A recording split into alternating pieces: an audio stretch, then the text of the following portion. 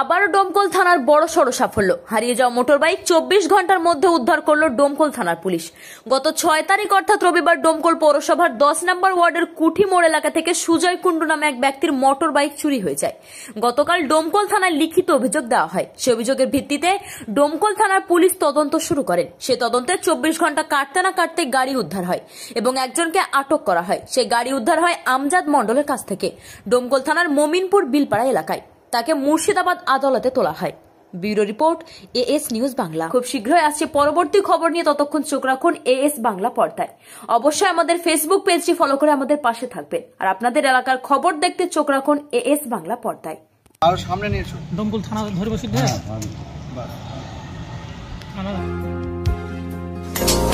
বাঙালির সর্বশ্রেষ্ঠ উৎসব দুর্গাপূজা। এই দুর্গাপূজা উপলক্ষে চক্রবর্তী বস্ত্রালয় দিচ্ছে প্রতি বছরের মতো এবছরও মাত্র 2000 টাকার কেনাকাটা করলেই পেয়ে যাবেন আকর্ষণীয় নিশ্চিত উপহার। তাই আর দেরি কেন, আজই আসুন চক্রবর্তী বস্ত্রালয়ে। এছাড়াও রয়েছে আরো আরো আরো আকর্ষণীয় উপহার। এই অফারটি চলবে 16 অক্টোবর পর্যন্ত। চক্রবর্তী বস্ত্রালয়, চক্রবর্তী বস্ত্রালয়, ঠিকানা দৌলতাবাদ, মুর্শিদাবাদ।